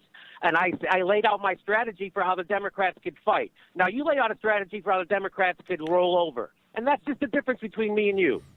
And I think yours is complacent. It's establishment. How do you know on day one? How do you know on day one, Mitch McConnell? Wait a second. How do you know on day one, Mitch McConnell won't change the rules to get rid of the filibuster for Supreme Court justices? Hey, how do you know on the first day Hillary won't bomb Syria with a nuclear weapon? Well, all right. How do you know? I also don't know that the moon won't fall into the Lake Michigan. Right. But you know what? know- I mean, honestly, Jimmy, to make those analogies, I think is indicative, and people can judge for themselves. People can judge for themselves. If people think that it is so far-fetched that Mitch McConnell will take the next step and get rid of filibusters or change the threshold for filibusters for Supreme Court nominees so that Donald Trump can get his nominee through, is the same as Hillary Clinton sending a nuclear weapon to Syria. If people genuinely think the chances of those are the same, they can assess that. So every crazy, fearful scenario you can concoct in your fear-riddled brain is accurate and makes sense, right? That to you. Every crazy, No. Every time I say something, you move the goalposts once again. What if Mitch McConnell does this? What if there's 2 Supreme Court justices? The point What if is there's the this? What if risk there's that? assessment The that you're point is the making Democrats doesn't are actually spineless. include any awareness of how politics work, Jimmy. Yeah. Oh, yes, it does, Sam. And I just gave you my position, and you can't really refute it except you come up with some new fear scenario. So the scenario is the Democrats can filibuster. Right now, the Republicans aren't even giving the guy a hearing. So the fact is that can happen, but you want to roll over. It's a weak, it's spineless Democrat. The Republicans are not filibustering now. They're just not bringing up a nomination. They're not Correct. filibustering. Without batting an eye. Without batting an eye, they won't fill that seat. And I'm saying the Democrats could do the same thing. And you're saying they won't. Look at the polling of the Democratic Party. Look at the polling of the Democratic Party. The Democratic voters don't want their senators to do that. Republican voters do. Do you think that means nothing? Oh, say it again. If you look at polling as to actions of Democratic senators versus Republican senators, Republicans don't want compromise. Republican voters. Democratic voters do. Now, you and I may not agree with that, may not want Democratic voters to compromise, but that's what they do. Politicians react to what voters want. We all know they don't. They do in this instance. We know they that. do. We do know they do that, right? We do know that because we've never seen, Democratic politicians come out and say, "I won't compromise my principles. I won't compromise." Writing this down. I'm going to write this down. Sam Seder says that Congress responds to the will of voters. This is a new one. Well, all right. That's a new one because we know it's been proven scientifically, Sam, that that's not true. That's why we already live in an oligarchy, Sam. We already know that. You don't know that? Haven't you read those articles? No, I've interviewed all those people, Jimmy. Look, let me tell you something. I'm sorry, what? I've interviewed all those people who wrote those articles. Oh, so you know this? Yeah, I do know this. Now, Jimmy, look. Are you ignoring it? People can assess whether or not your plan, I'll let you lay it out one more time without any interruption. How's this going to work? Donald Trump gets elected, and then tell me who controls the Senate and the House, and then what happens going forward. So, but I just want to make sure you're standing by that Congress is influenced by voters. I know that Democratic politicians project that they will compromise and Republicans don't, and because their voters want those things. Okay. And there's no big money. There's no big money interests that are on the other side of that. And so that Martin Gillard's research that you're talking about shows that the only time that money trumps is when it's contested. And money doesn't give a shit about whether or not Republicans put on a face that they're not going to compromise and obstruct. And money doesn't give a shit whether or not Democratic politicians compromise. They don't care about that. They care about their issues. So go back, read that Gillen stuff, and understand it better. But give your plan. So you're people saying can assess it. That I'm misinterpreting that Congress actually No, is you read the responsive to top voters. line. But give your plan. I'm saying, give your plan so that people can assess it, and we'll let them decide. Okay. So we didn't settle that issue. We'll move on to the next one. My plan is that if you're an environmentalist, if you want to re-regulate Wall Street, if you're for less war, if you're for fighting climate change, if you're against fracking, if you're in that movement, that the Democratic Party offers you a graveyard, that you're going to have to fight those same people. So I agree with Chris Hayes and Ben Howe from RedState.com that if Donald Trump is president, he fractures the Republican Party. Paul Ryan is not going to usher through his agenda. He's such an incompetent. There will be all nothing but scandal, 100%. He will be ineffectual. He won't be able to get anything done. And in 2 years, we flip the Congress, we flip the Senate to Democrat. We could do it right now if Hillary was a little smarter. Number two, and then in 4 years we get a real Democrat instead of a fake liberal who's going to push Republican policies. And as far as the Supreme Court goes, right now I've already laid it out a million times. Right now, I say the Democrats can do what the Republicans are doing. I know they're not filibustering, but what they're doing is they're not filling the seat on purpose. And you think that the public opinion will have make them compromise anyway. I'm saying that we can do what the Republicans are doing. You're advocating for more spineless liberalism and roll over and take it. I'm saying let's fight the power now because we're going to have to fight the power no matter what. We're going to have to fight Hillary to get rid of more wars. We're going to have to fight Hillary to get rid of fracking. We're going to have to fight Hillary to re-regulate Wall Street. So that's my position. I appreciate you letting me make it, and I understand that you think I'm uninformed. And I don't think that of you. I think you're very informed. I think we just disagree. And I was kidding. I think you're more handsome than me. Well, I think we look very similar, frankly. And I know we buy all our clothes and get our glasses at the same place. I mean, I think it's people would have trouble picking us out of a lineup. I mean, yeah, I mean, I think, I mean, there it is. I mean, people can assess whether or not the chances of the Democrats taking back the Senate in 2 years, whether or not Democrats, it would be nice if they did a unprecedented filibuster for 2 years, and that there's no danger of other Supreme Court justices passing away, and that at a time where there will be no major election of a reality show star to attract people's attention away from they're preventing a ninth justice from sitting on the court, and perhaps an eighth justice from sitting on the court. All that would be wonderful if that were the case.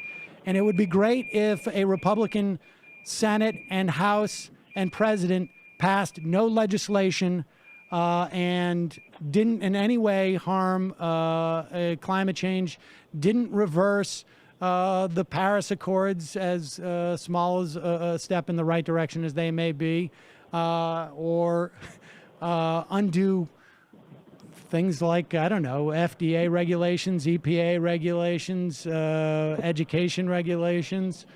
That would be great if all that happens. And for your sake, you know, I hope you're right, that all those things do happen. And I hope you're right I hope I'm right too. I'm not saying I'm taking a calculated risk. And when the choices are Hillary and Donald Trump, I'm not telling anybody to vote for Donald Trump, by the way. I'm saying if you want to hold your nose and vote for Hillary, that's okay too.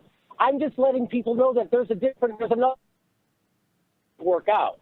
That's what I'm saying. And that all the pundits who thought they knew everything about everything are the ones who led us to this position right now. All the pundits who've been screwing over working people for 30 years.